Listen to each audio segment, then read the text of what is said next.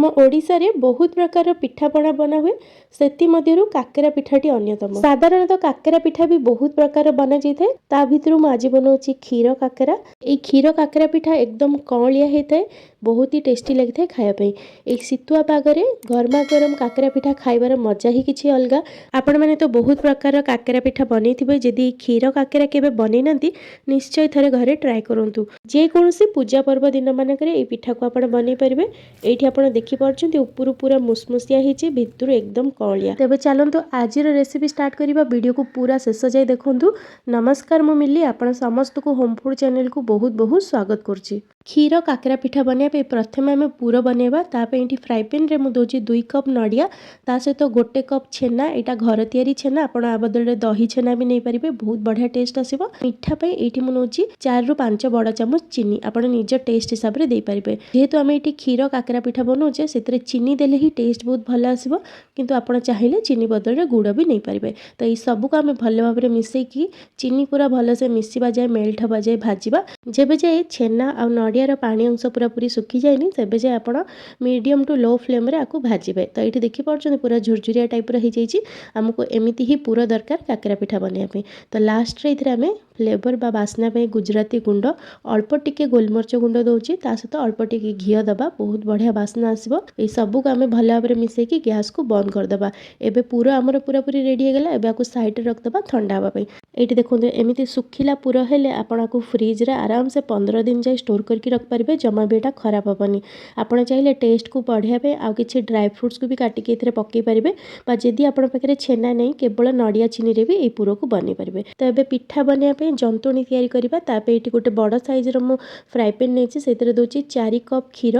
मु एठी measuring cup रे मापिक नेछि, आपण जे कोनोसी गोटे चा पीबा कप किंबा ग्लास सेट कर देबे, सेइथरे मापिक नेबे। तापरे इथरे दबा गोटे बड़ चामच पान मधुरी, 2 रु 3 चामच चीनी, ता सहित अल्प टिके लूण आपण निहाती भाबरे देबे, टेस्ट भल आसीबो। नले काकेरा पिठार खोलटा खाइला बेले सादा सादा लागिबो। ता सहित इथरे दबा अल्प टिके घियो, पाखापाखि गोटे छोट चामच। ए सब को आमे भल भाबरे मिसै की फुटीबा पई छाड़ दबा। जेहेतु मु क्षीर काकेरा पिठा बनौछि, पूरा क्षीर रे जंतिले ही टेस्ट बहुत भल आसीबो, किंतु आपण चाहिले अधा क्षीर अधा पानी देकी भी जंति परिबे। तो एठी देखंतु क्षीर फुटीबा स्टार्ट हे गेलानी। 3-4 मिनिट क्षीर फुटी गला परे इथरे आमे सुजी दबा। एठी मु पूरा सुजी रे ही काकेरा पिठा को बनौछि। आपण चाहिले सुजी अटा मिसै की बनै परिबे, बा केवल अटा किंबा मैदा रे भी ए काकेरा पिठा को बनै परिबे। एई स्टेज रे आपण गैस रो फ्लेम को लो कर देबे। लो फ्लेम रे आमे इथरे सुजी देकी कंटीन्यूअसली गोलेबा। एठी 4 कप क्षीर पई मु 2 कप सुजी नेछि। जो कप रे मापिकी क्षीर नेथली सेई कप रे मापिकी सुजी दोछि। मेजरमेंट आपण एठी ठीक रखिबे, जहा द्वारा आपनकर जंतणी एकदम परफेक्ट हबो, जमा सुखिला हबनी किंबा पानिया हबनी। तो देखंतु गोटे कप सुजी देई सालेनी। एबे आउ गोटे कप इथरे देकी कंटीन्यूअसली गोलेबा। गैस रो फ्लेम को जेमति कि मु कहली पूरा लो रखि दिबे। जेतेबेले पूरा सुजी आपण देई देबे, गैस रो फ्लेम को मीडियम कर देबे आ कंटीन्यूअसली आको गोलेबे, जेबे जे एटा गोटे डो फॉर्म रे आसी जायनी। धीरे धीरे देखिबो एटा पूरा सुखिला हबा को लागिबो, सब क्षीर को सुजी सोक करि नबो। एटी देखंतु पूरा गोटे डो टाइप रो हे गेलानी। पैन रे जमा भी आ जंतुणी लागुनी, जानिबे कि आपनको जंतुणी पूरा पूरी हे गेलानी। एबे गैस को बंद करके आको कवर करके आमे 5 रु 10 मिनिट पे छाड़ दबा। 10 मिनिट परे आको गोटे प्लेट को बाहर कर दबा ठंडा हबा पे। हल्का ठंडा हे गेले जेमति कि आपण छुई पारिबे, सेति कि ठंडा हे गेला परे आको आपण भल भाबरे टिके चकटी देबे। जेते भल से चकटिबे सेते भल भाबरे आपण पिठा गड़ी पारिबे। पिठारे जमा भी क्रैक आसीबनी आ पिठाटी बहुत सॉफ्ट हबो। जदि जंतुणी बेसी गरम थिबो ताहले आपण पानी हाथ हेकी जंतुणी को चकटी पारिबे। तो एठी देखंतु पूरा गोटे डो टाइप रो हे जाईछि, पूरा एमिति चिकन हबा जाय चकटिबे। जदि आज रो वीडियोटी आपण मानकु भल लागिथिबो, पसंद आस्थिबो, निश्चय लाइक करबे, शेयर करबे। जदि एबे जे चैनल को सब्सक्राइब करनते सब्सक्राइब कर देबे। फेसबुक पेज रे देखतिले फॉलो करिया को जमा भी भूलिबेनी। काकेरा पिठा बनिया पे एठी जंतुणी पूरा पूरी रेडी। पिठा गढ़िबा आगुरु हाथ रे टिके भल भाबरे पानी लगै देबे। तापरे आपण जो साइज रो पिठा बनेबा को चाहुथिबे सेही हिसाब रे जंतुणी के भल भाबरे टिके चिकन कर देबे।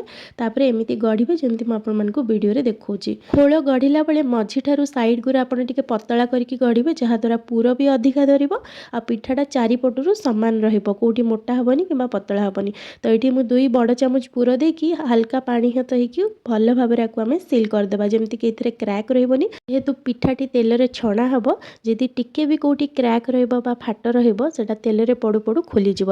ସେଥିପାଇଁ ଏମିତି ପିଠାକୁ ଗଢ଼ି ସାରିଲା ପରେ ହାଲକା ପାଣି ହାତ ହେଇକି ଚାରିପଟରୁ ପୁରା ଭଲସେ ଚିକ୍କଣ କରିଦେବେ, ଯେମିତିକି କେଉଁ ଜାଗାରେ ଟିକେ ବି କଣା କିମ୍ବା କ୍ରାକ୍ ରହିବନି। ତ ଏଇଠି ଦେଖନ୍ତୁ ଆମର ଗୋଟେ ପିଠା ପୁରାପୁରି ରେଡ଼ି ହେଇଗଲା। ଏବେ ଉପରୁ ହାଲକା ମୁଁ ତାକୁ ଟିକେ ପ୍ରେସ୍ କରିକି ଟିକେ ଚେପ୍ଟା ଟାଇପ୍ର ବନାଉଛି। ଆପଣ ଚାହିଁଲେ ପୁରା ଗୋଲ ବି ରଖିପାରିବେ। ତାପରେ ସବୁଠୁ ଇମ୍ପୋର୍ଟାଣ୍ଟ, ପିଠା ଗଢ଼ି ସାରିଲା ପରେ ଜମା ବି ଖୋଲା ରଖିବେନି। ମୁଁ ଯେଉଁଥିରେ ଜନ୍ତିଥିଲି ସେଇଥିରେ ରଖିକି କଭର୍ କରିଦେଉଛି। ଯଦି ଆପଣ ଖୋଲା ରଖିବେ ଉପର ଭାଗଟା ଶୁଖିଯିବ, କ୍ରାକ୍ ଆସିଯିବ, ତ ପିଠାଟି ଜମା ବି ଭଲ ହେବନି। ଯଦି ଆପଣ ସାଙ୍ଗେ ସାଙ୍ଗେ ଗଢ଼ିକି ଛାଣିବେ ତାହେଲେ ଚଳିବ। ଯଦି ଆପଣ ଗଢ଼ି ସାରିକି ଛାଣିବେ ତାହେଲେ କଭର୍ କରିକି ବା ଢାଙ୍କିକି ରଖିବେ। ତ ଏଇଠି ଦେଖନ୍ତୁ ଆଉ ଗୋଟେ ପିଠା ମୁଁ ଆପଣମାନଙ୍କୁ ବନେଇକି ଦେଖାଉଛି। କେତେ ସୁନ୍ଦର ଭାବରେ ଗଢ଼ି ହେଉଛି, ଜମା ବି ଏଥିରେ କ୍ରାକ୍ ଆସୁନି, ଦେଖିପାରୁଥିବେ। ତ ଆପଣ ଯେତେ ଭଲ ଭାବରେ ଚକଟିବେ ସ୍ମୁଥ୍ କରିକି ସେତେ ବଢ଼ିଆ ଆପଣଙ୍କ ପିଠା ଗଢ଼ି ହେବ, କ୍ରାକ୍ ଆସିବନି। ତ ଏବେ ମୁଁ ସବୁ ପିଠାକୁ ଗଢ଼ି ଦେବି ପ୍ରଥମେ, ତାପରେ ଛାଣିବି। ଆପଣ ଚାହିଁଲେ ଏଇ ଜନ୍ତୁଣୀରୁ ସାଦା କାକରା ବା ବିନା ପୁର ଦେଇକି ବି ଛାଣି ପାରିବେ। ବହୁତ ଟେଷ୍ଟି ଲାଗିଥାଏ, ପୁରା ନରମ ହେଇଥାଏ ଖାଇବା ପାଇଁ। ଯଦି ଏତିକି ଯାଏ ଆପଣମାନେ ଭିଡ଼ିଓକୁ ଦେଖିଲେଣି ତେବେ ନିଶ୍ଚୟ ଆପଣମାନଙ୍କୁ ରେସିପି ଭଲ ଲାଗିଥିବ। ଲାଇକ୍ ସେୟାର କରିବାକୁ ଜମା ବି ଭୁଲନ୍ତୁନି। ଆଉ ଆପଣମାନଙ୍କ ଭିତରୁ କେଉଁମାନଙ୍କୁ ଏଇ କାକରା ପିଠା ଖାଇବା ବହୁତ ପସନ୍ଦ ନିଶ୍ଚୟ କମେଣ୍ଟରେ ଜଣାନ୍ତୁ। ତ ଏଇଠି ମୁଁ ସବୁ ପିଠାକୁ ଗଢ଼ି ଦେଇଛି ଦେଖନ୍ତୁ। ଏବେ ଚାଲନ୍ତୁ ତେଲରେ ଛାଣିବା। ଆପଣ ତେଲ ଘିଅ ମିକ୍ସ କରିକି ବି ଛାଣିପାରିବେ, ଟେଷ୍ଟ ଆହୁରି ବଢ଼ିଆ ଆସିବ। ଏଇଠି ମୁଁ ରିଫାଇନ୍ ତେଲ ନେଇଛି, ତେଲକୁ ହାଇ ଫ୍ଲେମ୍ରେ ଗରମ କରିଦେଇଛି। ତେଲ ଗରମ ହେଇଛି କି ନାହିଁ ଜାଣିବା ପାଇଁ ଅଳ୍ପ ଟିକେ ଜନ୍ତୁଣୀ ପକାଇକି ଆପଣମାନଙ୍କୁ ଦେଖାଉଛି। ଦେଖନ୍ତୁ ଏମିତି ଉପରକୁ ଆସିଗଲେ ଜାଣିବେ କି ତେଲ ପୁରା ଠିକ୍ ଗରମ ଅଛି ପିଠା ଛାଣିବା ପାଇଁ। ତ ଏବେ ଆମେ ଗୋଟେ ଗୋଟେ କରିକି କାକରା ପିଠାକୁ ଦେବା। ଯେତିକି ଆପଣଙ୍କ କଡ଼େଇରେ ଜାଗା ହେବ ସେତିକି ଦେବେ। ଯେହେତୁ ପିଠାର ସାଇଜ୍ ଏଠି ଟିକେ ବଡ଼ ଥିଲା ତ ମୁଁ ଏଠି ଏକା ସହିତ 4ଟା ପିଠା ହିଁ ଦେଉଛି। ଯଦି ଟିକେ ଛୋଟ ଥିବ ତାହେଲେ ଅଧିକା ପିଠା ଆପଣ ଦେଇପାରିବେ। ଗ୍ୟାସ୍ର ଫ୍ଲେମ୍କୁ ହାଇ ରଖିଥିବେ। ଗୋଟେ ଥର ପିଠା ଓଲଟେଇ ସାରିଲା ପରେ ଆପଣ ଗ୍ୟାସ୍ର ଫ୍ଲେମ୍କୁ ମିଡ଼ିୟମ୍ କରିଦେବେ। ମିଡ଼ିୟମ୍ ଫ୍ଲେମ୍ରେ ପୁରା ଚାରିପଟରୁ ଲାଲ ଲାଲ ହେବା ଯାଏ ଆମେ ୟାକୁ ଫ୍ରାଏ କରିବା। ତ ଦେଖିପାରୁଥିବେ ଧୀରେ ଧୀରେ ପୁରା କଲର୍ ଚେଞ୍ଜ ହେଇଗଲାଣି। ପୁରା ଏମିତି ଗୋଲ୍ଡେନ୍ ବ୍ରାଉନ୍ କଲର୍ ଆସିବା ଯାଏ ୱେଟ୍ କରିବା। ଦେଖିପାରୁଥିବେ ପିଠା ଗୁଡ଼ିକ କେତେ ସୁନ୍ଦର ଫୁଲିଛି, ବିଲକୁଲ ବି ତେଲରେ ଖୋଲିନି କିମ୍ବା ଫାଟିନି, କେତେ ବଢ଼ିଆ ଦେଖାଯାଉଛି। ତ ଏବେ ସବୁ ପିଠାକୁ ତେଲରୁ ଛାଣିକି ବାହାର କରିଦେବା। ଆଗରୁ ମୋ ଚ୍ୟାନେଲରେ ବହୁତ ପ୍ରକାର କାକରା ପିଠା ରେସିପି ସେୟାର କରିଛି, ଯେମିତିକି ଅଟା କାକରା, ଚାଉଳ କାକରା ବା ମୁଗ କାକରା। ଯଦି ଆପଣମାନେ ଦେଖିବାକୁ ଚାହୁଁଛନ୍ତି ମୋ ଚ୍ୟାନେଲରେ ଯାଇକି ଦେଖିପାରିବେ। ଏଇଠି ଆପଣ ଦେଖିପାରୁଛନ୍ତି ପିଠାର ଉପରୁ କେତେ କ୍ରିସ୍ପି ଦେଖାଯାଉଛି। ମୋତେ ତ ପୁରା ଗରମ ଗରମ କାକରା ପିଠା ଖାଇବା ବହୁତ ପସନ୍ଦ। ଆପଣମାନଙ୍କୁ ଗରମ କି ଥଣ୍ଡା କେଉଁ କାକରା ପିଠା ଭଲ ଲାଗେ କମେଣ୍ଟରେ ନିଶ୍ଚୟ ଜଣାଇବେ। ଆଶା କରୁଛି ଆଜିର এই ଭିଡ଼ିଓ ଆପଣମାନଙ୍କୁ ନିହାତି ଭାବରେ ଭଲ ଲାଗିଥିବ। ଭଲ ଲାଗିଥିଲେ ଯେମିତିକି ମୁଁ କହିଲି ଲାଇକ୍ ସେୟାର କରିବାକୁ ଜମା ବି ଭୁଲିବେନି। ଫେସବୁକ୍ ପେଜ୍ରେ ଦେଖୁଥିଲେ ଫଲୋ ନିଶ୍ଚୟ କରିଦେବେ। ପୁଣି ଆସିବି ଆଉ ଗୋଟେ ନୂଆ ରେସିପି ନେଇକି। ରହୁଛି, ଧନ୍ୟବାଦ।